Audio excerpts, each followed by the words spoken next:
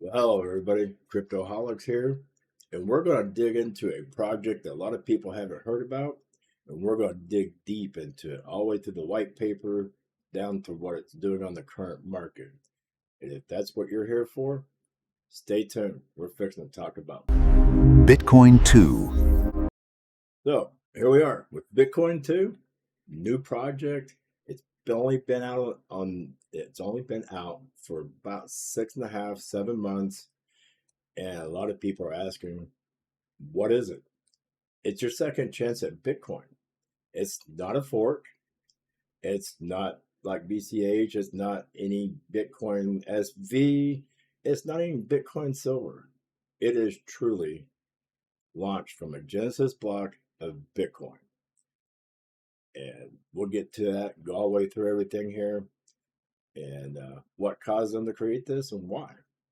So Satoshi Nakamoto is often credited for saying it might make sense to get some in case it catches on.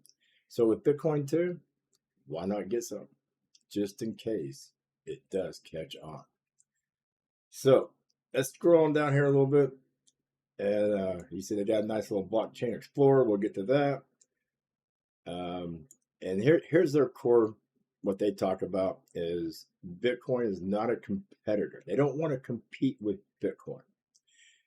It's primarily a security backup. So they call themselves a sister chain. So BitcoinII is built on the security principles and technology that has proven itself for the past 16 years, which is what Bitcoin is. The intent is not to compete with nor attempt to replace Bitcoin, but to become a sister chain that appeals to maxis and newcomers alike. We encourage people to continue to support Bitcoin as its developers. BitcoinII is offered as an accompaniment to its effort. And I've talked to some of the developers, and they love Bitcoin. They don't want to feel like they're a threat to Bitcoin. They want to feel like they're a sister chain to Bitcoin. And it's really awesome. I mean, because they did launch it from Genesis Block 0. There was no pre-mine. They started mining it with a CPU. They announced it, and after the announcement to CoinTalk, people jumped on. They requested, tell people, CPU mine it. Let's get it going. But this day and age with ASICs, and you know how miners are, they're not going to wait. They jumped on. They nailed it. Started pumping pretty hard. So they've had a little rough start. Their difficulties level skyrocketed, come back down, go back up. So it's a teeter-totter going on right now. So the price is getting there. Actually, the price at one time was over $2, and they're currently down about 60 cents at the time of this recording. And so they just went through an epoch change. So every 2016 blocks, there's a difficulty change. It's called an epoch, and it readjusts the difficulty. Well, it just jumped down from 38G to like 9G, and miners come flooding in. I watched it happen here the other night, and watched over 5,000 miners. They had over 10 exahash, which outdid way more than BCH had. I think BCH only had like 4 or 5 exahash at the time. So the miners flood where the money is, and once they come in and mine it, they run right back out. So that's what's causing the up and down. But it's going to level out. And my belief is this project is going to stick around for a long time. They've already weathered a lot of the bad and good. So what I'm seeing is, they're 7 months into this, almost a $2 million market cap. There's only 21 million coins, and only 2.6 million have been mined.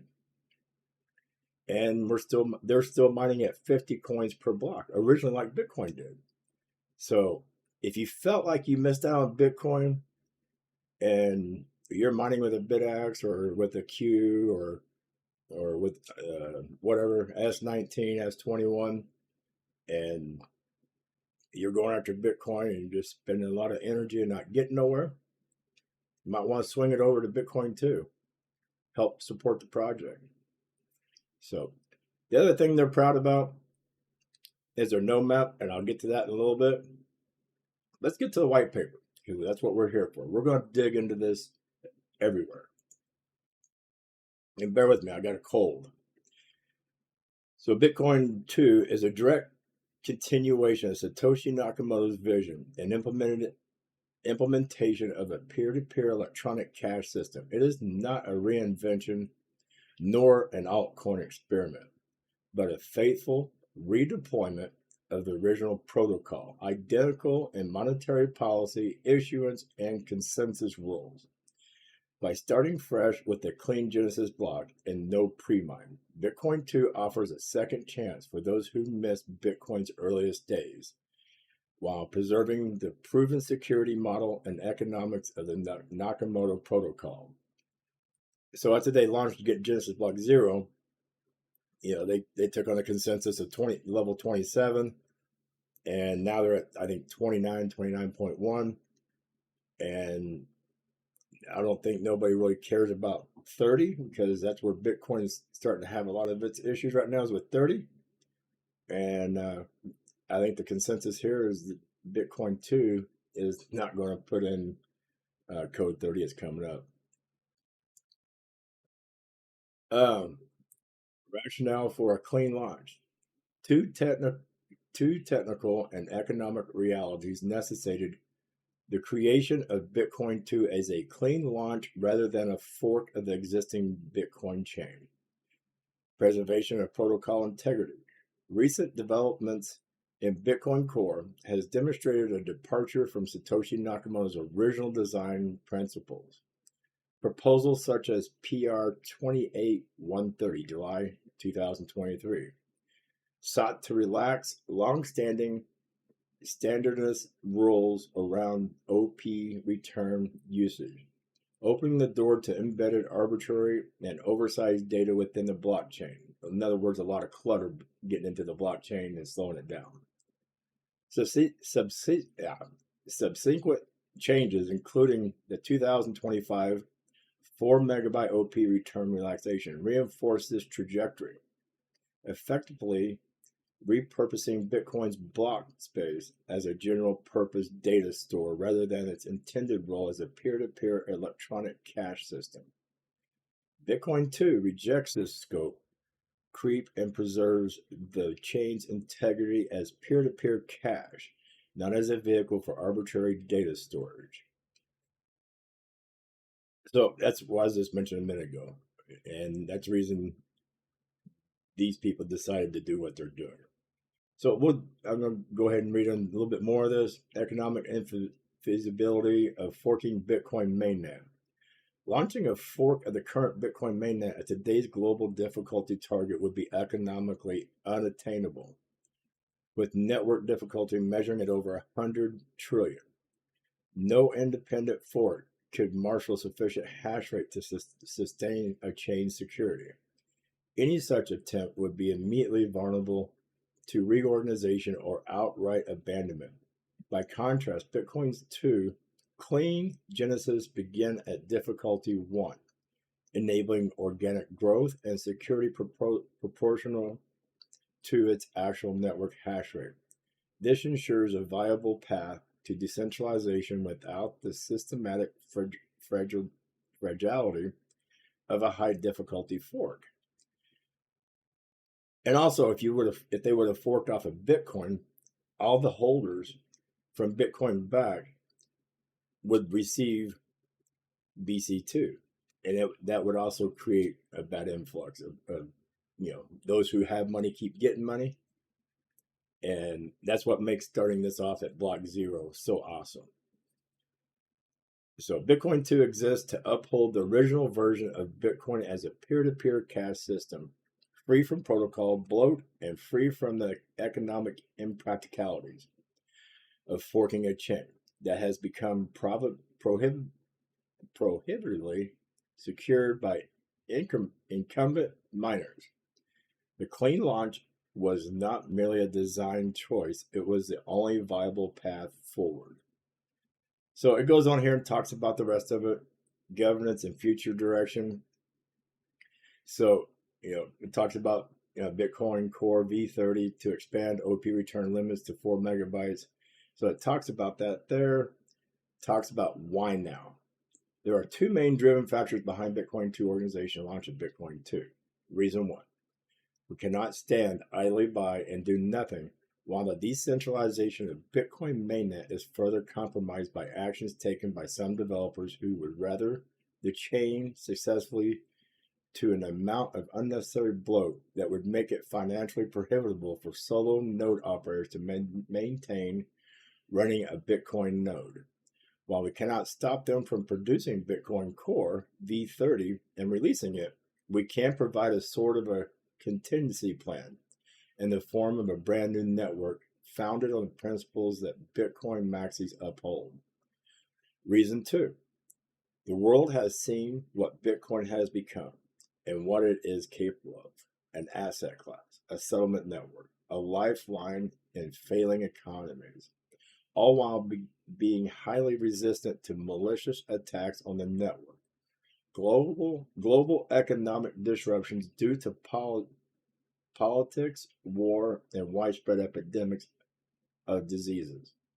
The world needs a reliable form of currency that is not easy to manipulate and that can be accessed and held by anyone on the planet willing to run a simple node of the network on the modest network. I'll leave the rest of that for you guys to go over and to talk about this node. This is the second part that this blows me away. This coin is, like I said, 7 months old. They have 17,375 listening nodes, which is basically a core wallet. Then they have 93 full relay nodes. I got involved with this project about 3 weeks to a month ago. And when I started really looking into it and kind of watching this, when I got involved, they only had 13,400 listening nodes, and they only had like 72, 73 full relay nodes. So in the last 3 to 4 weeks, they've grown by 3,000 wallets and by almost 20 full relay nodes, including me. I did set up a relay node because, hey, I want to be a part of this. This is badass. You can see the UK, all Europe is flooded here. East Coast of the United States. You got some in South America. The one that impresses me most, there's a guy up here, somebody up here in the middle of Canada. I didn't even think people live that far north. But the other part that's real impressive is all these little islands. All the islands that have these relay nodes running. But I think what would be most impressive is we start seeing Africa start filling up. But this right here is probably the most impressive part of this all. That's what impressed me the most. They do have a Bitcoin Explorer. You can go through this, check it out. It's typical Explorer. It's currently on block 52,462 at the time of this recording, and ticking away.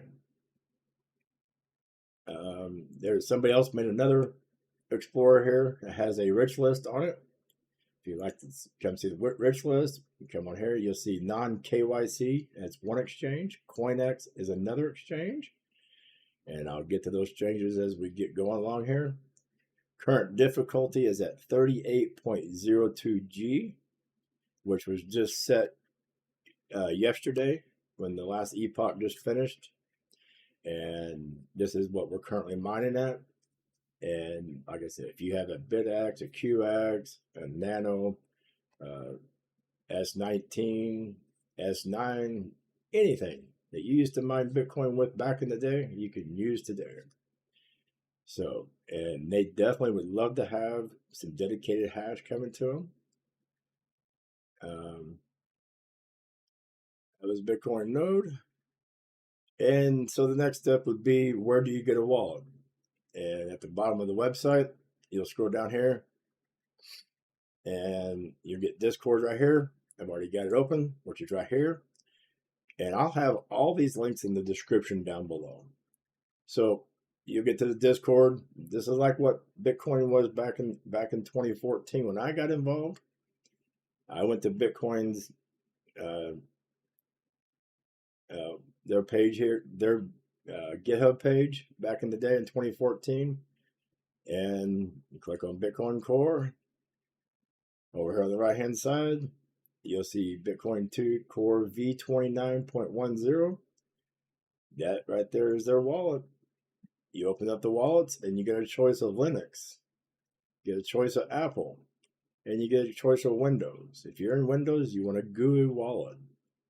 If you're in Linux, you know what you need for Linux, depending on how you're going to set it up. And if you're an Apple, you know where to go on Apple. I'm not an Apple person. I apologize.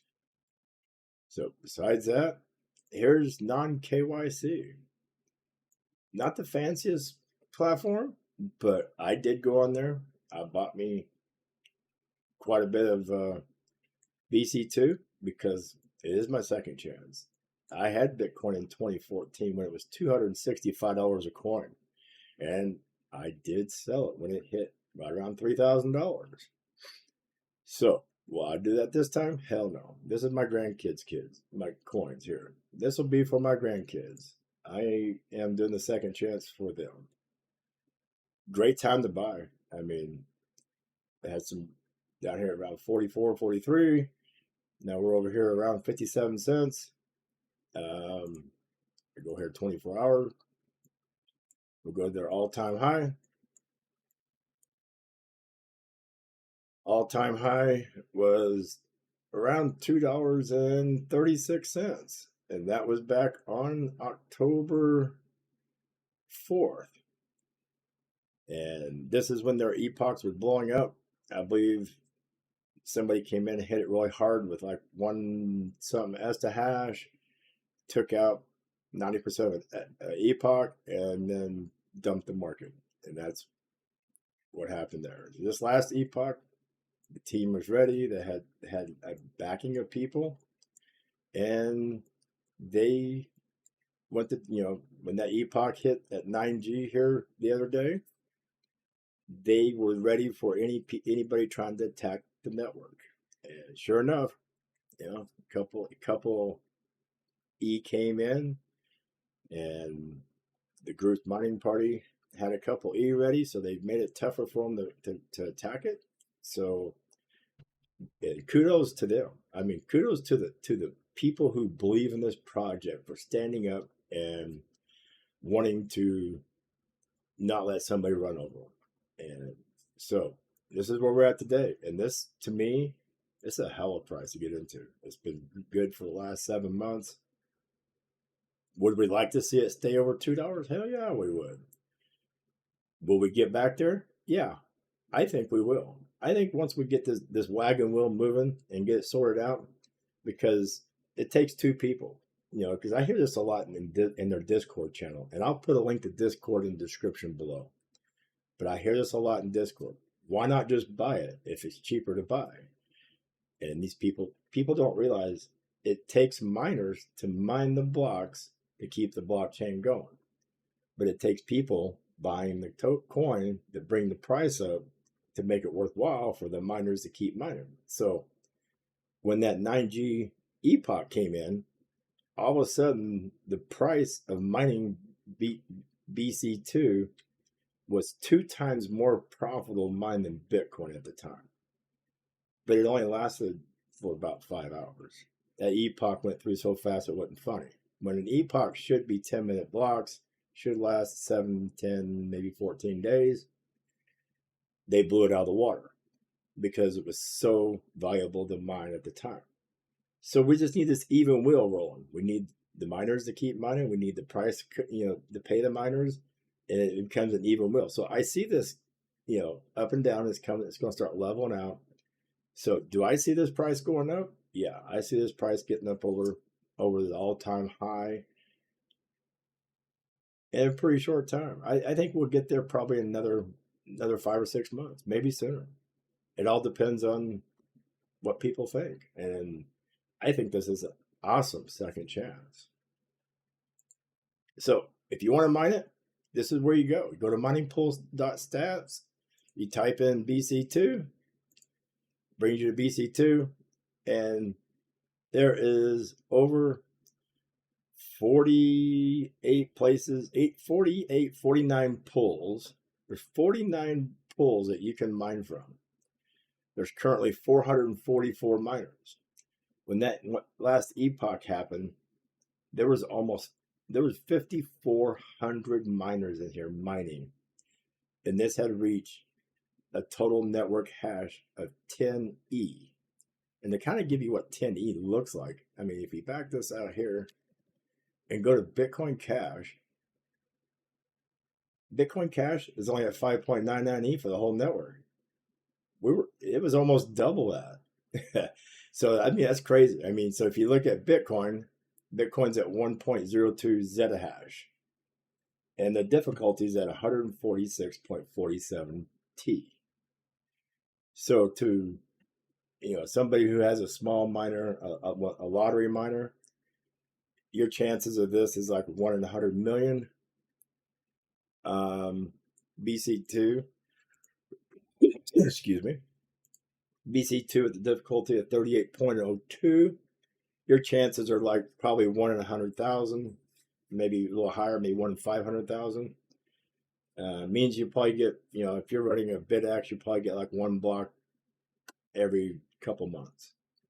But you'd be sort of supporting the network, and at least you'll get a block a lot sooner than you would if you're on Bitcoin. Bitcoin's 300 something $1,000 per block. A BC2 at the current price we're at is about $37 a block. So if you have a miner that's pretty substantial hash rate, and you could get a block or two a day, that's $30-$60 a day. Some miners are lucky to get $30 a week.